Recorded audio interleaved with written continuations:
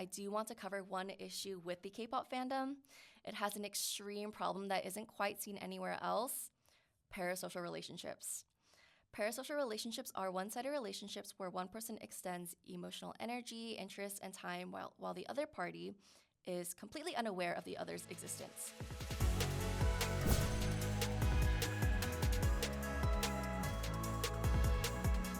BTS, New Jeans, Blackpink, these have become common household names, not only in the United States, but also globally. It's become normal to hear Korean artists on American radio, and oftentimes they're even collaborating with US artists. For example, Blackpink with Selena Gomez, I with Sweetie, Yeah, you can just say sweetie. Sweetie, I with Sweetie, BTS with Steve Aoki, and so on. In this episode, Mindy is joining me to cover the rise of K-pop. Welcome, Mindy. Hi, John. Thanks for the warm welcome. The global music industry generated $28.6 billion in revenue in 2023. K-pop alone delivered $2.68 billion. Five of the top 10 albums on the IFPI, which stands for International Federation of Phonographic Industry, global albums charts were K-pop artists such as 17, Stray Kids, and NCT Dreams. I frankly had no idea these artists were so successful globally because, in the US or most people, you pay so much attention to your country. And that's why I invited you to this podcast because, well, first of all, in general, the music industry is geared towards, younger people, younger than me. And I want to hear from you because you're also a fan of K-pop and you grew up with K-pop and you saw the global expansion of it firsthand. Also, you're a product manager, so I thought it was interesting to see someone who is both a fan and a product manager tackle K-pop as a product.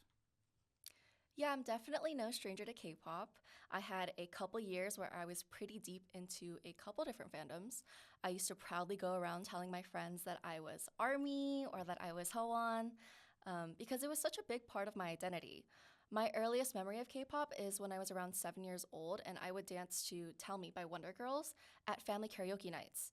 So I've been pretty involved for the past 15 years or so. K-pop is the most successful K-content. And, when people hear about K-content, they probably think about, or Korean entertainment, they think about K-pop. So this is very interesting.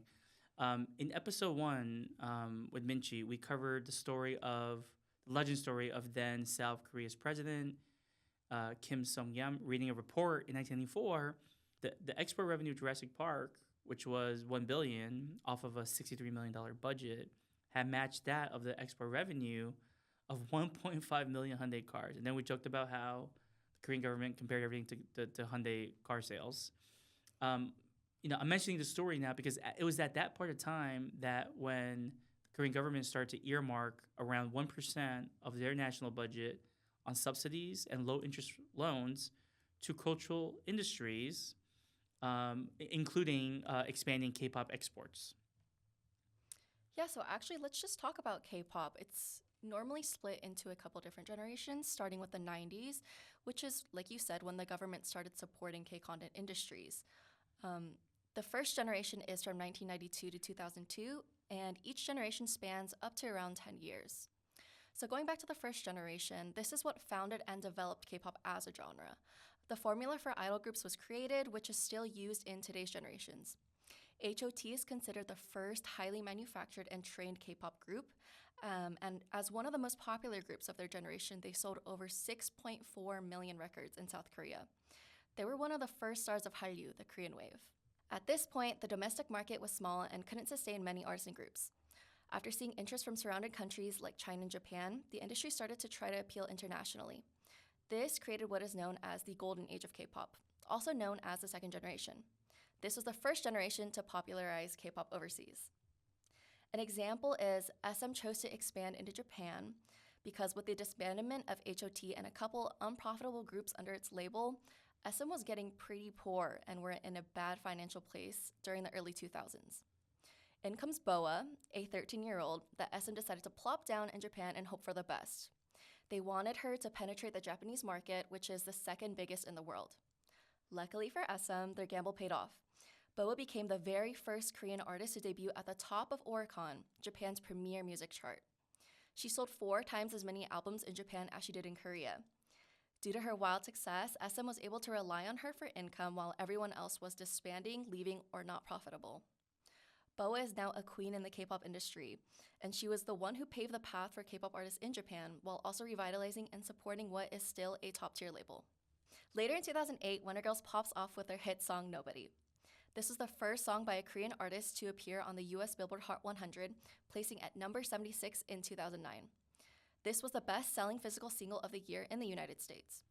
They made their American debut on The Wendy Williams Show and opened for the Jonas Brothers Summer US Tour at the peak of the Jonas Brothers' popularity.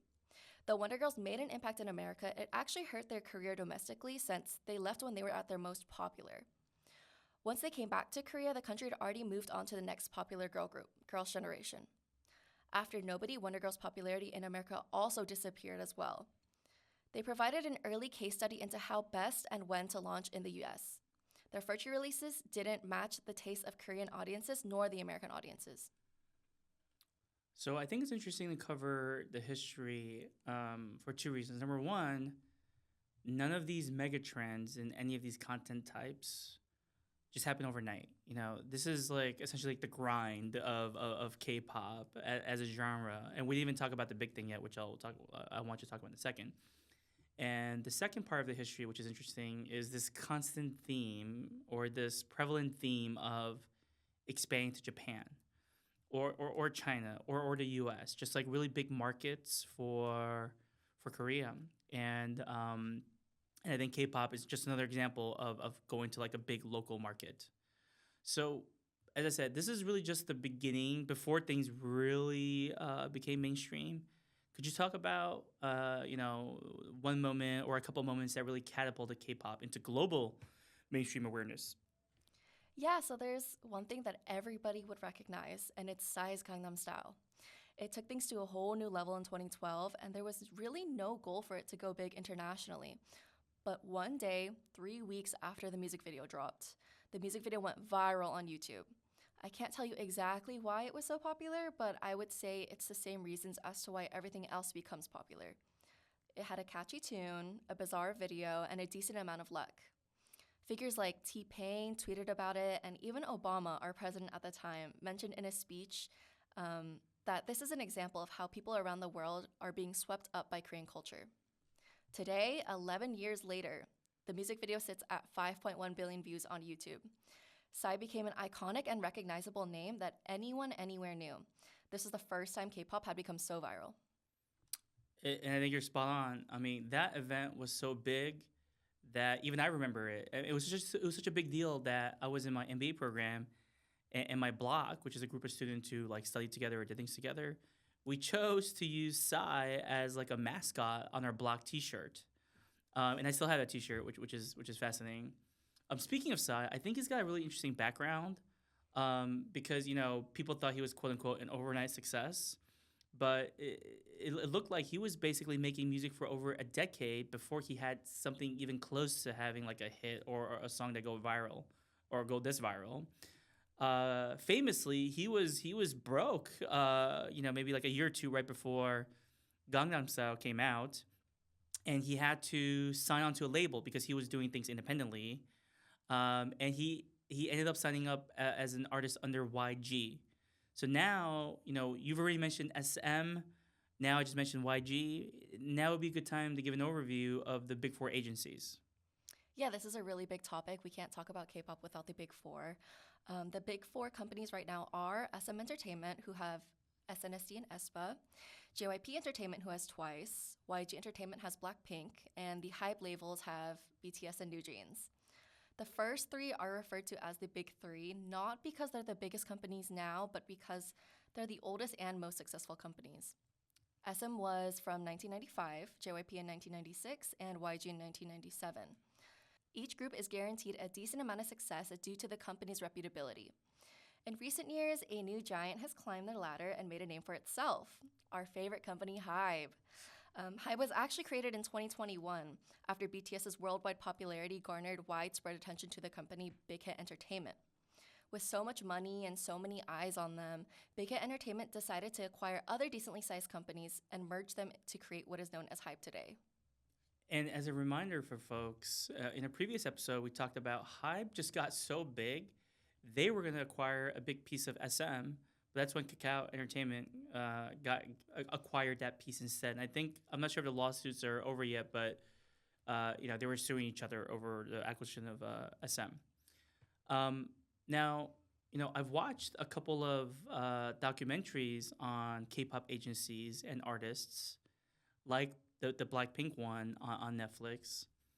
And what really struck me was that their training program seemed a lot like a military boot camp, something that I've been to.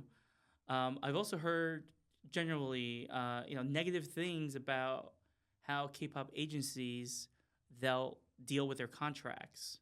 So maybe you could tell us a bit about the so-called K-pop business model. There's a lot to talk about here, but I think we can start with the agencies themselves. So, all idols and artists debut and promote under agencies. We call SM, JYP, those are agencies.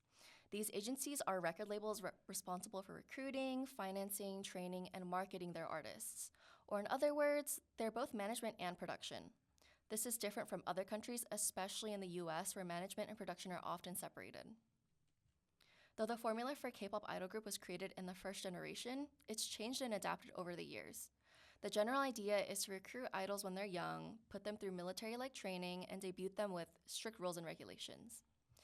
Traditionally, casting was done through auditions and street casting. This isn't much different than really anywhere else, but eventually idol survival shows like The Voice for K-pop started to become trendy, and this is how they created new groups.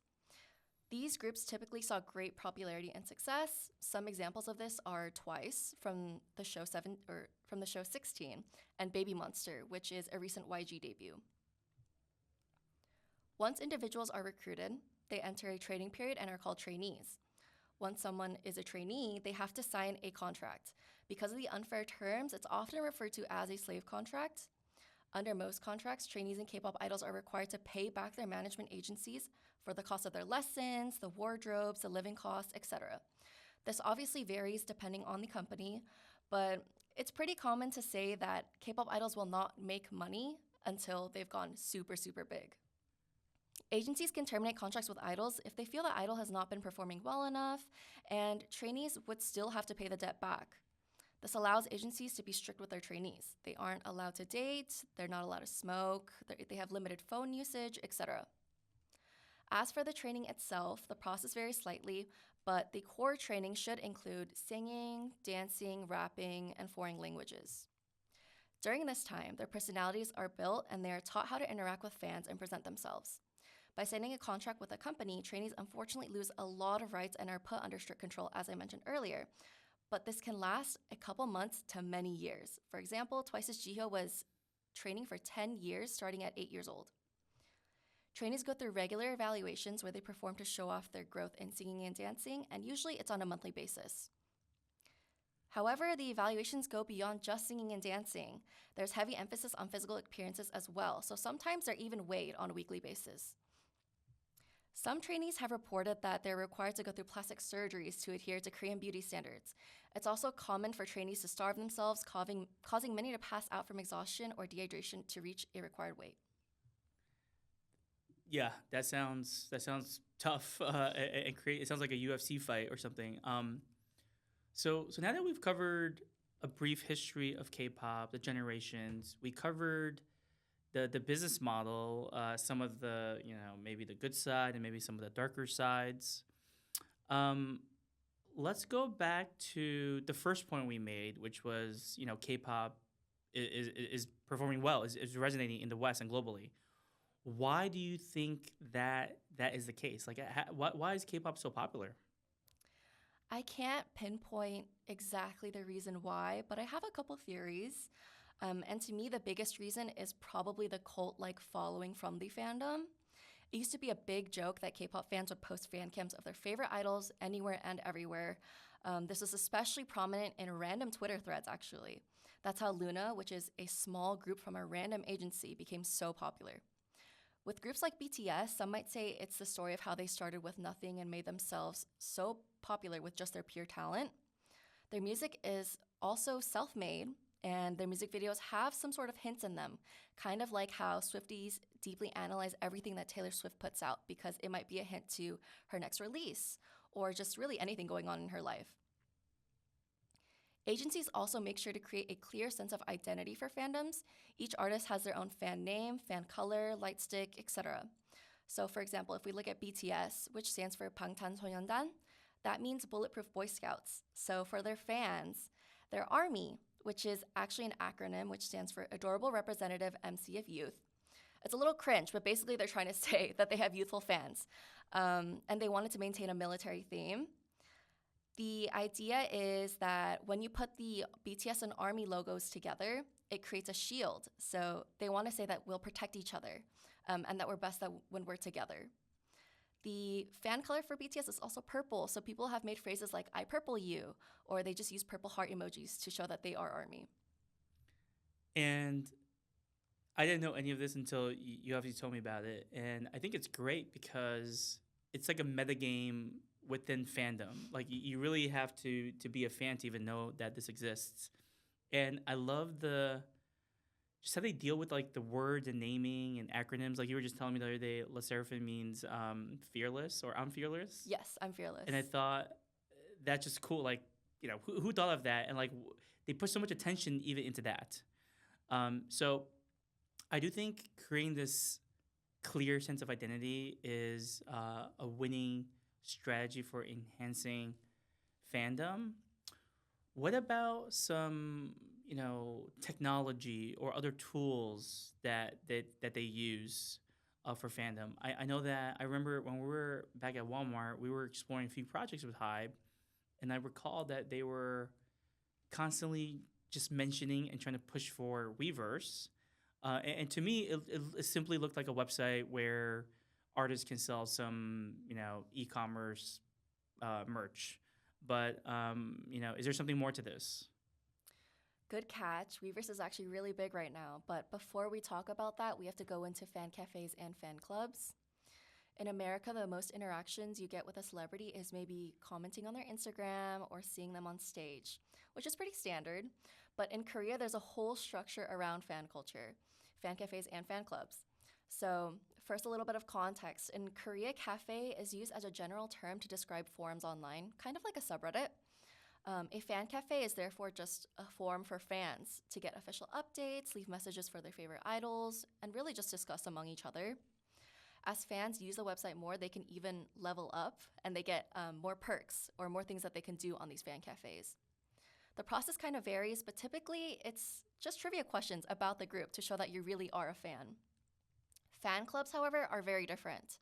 Members pay an annual membership fee based on how popular the group is. This used to be around $10 to $25, but I hear now it can go even upwards to like $40. The benefits are different per group as well, but typically they include priority entry during weekly music show recordings, early ticketing for fan meetings, fan club merch, and just another level of exclusivity. Fan club memberships are also only open for specific periods of time, so you can't just sign up whenever you want. Some groups have a month a year where they take new members, whereas companies like SM are notorious for only opening fan club memberships once or twice and then never again. And that's why I like doing this podcast because, especially us who are primarily from the gaming world, we know most of the strategies, tactics, and whatnot about games. And it's really interesting to just hear about how other industries work because there's some overlap. Like, for example, everything you just said, it sounds a lot like gaming fandom to some degree because forums are huge for gaming communities. I think today it's less about forums and it's more about like subreddits, but it's the same theory of having just a place where people can communicate, like big fans, hyper fans, super fans. So and I recalled something else you told me in the past, which was fan cafes are usually on Down, and generally speaking, there isn't like a one primary website for all fan clubs, but Hybe does seem to be trying to make Weverse the destination for all K-pop fan cafe plus fan club hybrids. Yeah, exactly. So Actually, in general, more recently, agencies have started to combine fan cafes and fan clubs to try to make their own paid apps. Weverse is a good example of this, and it's really popular. Weverse is a Hybe app, but it's open to really any idol. It's a multimedia content app for idols to live stream, see messages from fans, and just post exclusive content. Although Weverse is open to anyone, apps are typically owned by their agencies. So, for example, Bubble is a JYP exclusive app, so you can only see twice on Bubble. Um, just like a fan club, the subscription fee is dependent on the artist, and there are benefits such as early ticketing. But before we wrap up fandom, I do want to cover one issue with the K pop fandom. It has an extreme problem that isn't quite seen anywhere else: parasocial relationships. Parasocial relationships are one sided relationships where one person extends emotional energy, interest, and time while the other party is completely unaware of the other's existence. It's pretty commonly seen with celebrities and most recently streamers, but I'd like to say it's most extreme in the K pop fandom. I think it's because the system encourages fans to create a fake relationship in their head. Products like Weverse and Bubble are where the parasocial relationships are really built into the system and taken advantage of. These apps are made to make fans feel like they're friends with their idols. It encourages delusion, and as a result, a lot of fans feel like they have a connection to their idols that doesn't really exist. Hybe CEO Park Ji-won even said that the goal of Weverse was to encourage intimacy between the musicians and their fans. I quote, "The thing we're really digging into is a psychological mechanism of falling in love with someone or something. When there's a fan that's passionate about something or someone, we understand what they want and provide them an all-in-one package." End quote. One way they achieve this feeling is the chat room feature, where it looks like it's a DM between you and your favorite artist that you pay for. You have a certain amount of messages per month, and your chat room consists of messages on your left and the idol's messages on the right, just like any other DM. From the idol's end, however, it's actually a group chat with all the members who bought into the chat room on the left. They respond to whatever they feel like, and the response is forwarded to everybody else in the chat. I would say it feels a lot closer to being on a close friend story on Instagram instead of actually a personal conversation with the idol. And just trying to see if this trend is happening in other places, it really sounds a little bit like OnlyFans as well. Maybe they don't have the group chat, but it's a common thing. Like, I hear about like chatbots on OnlyFans, and then obviously the I don't even know the creator, they may be typing or they may not, but it's this kind of like parasocial element and having you pay for the chance to talk to someone that you potentially like, which is interesting. Um, let's cover one more topic before we explore the future of K-pop, and this is an area that brings me much embarrassment. It's about dancing, and I've I've just never been good at dancing, and I just don't do it, and that's why when I first saw TikTok, I couldn't really get it. I was like, why are people, like dancing to music? But and that was like many years ago. Now it's like it's so common, it's everywhere. It's like every Instagram reel is about dancing. Every YouTube short I see is about dancing and music. So let's could you talk more about the importance of choreography to K-pop, and maybe how that fuels the success of K-pop in the West? Yeah, so a big difference between American artists and K pop idols is the amount of emphasis placed on dancing. You really only see American artists dancing on special occasions, such as for special performances or at concerts for certain songs. Meanwhile, it's expected for every K pop song to have a choreography. Since the second generation, idols have released performance videos on top of music videos just to showcase their choreography. This is why they're trained to sing and dance at the same time, and it's also the same reason why when groups perform in the States, a lot of Americans think that they're lip syncing since their vocals are so stable even while moving around so much. Naturally, the Korean audience developed a higher standard for performances and generally just have higher expectations from their idols. The perfect example of this is actually Le Sserafim at Coachella.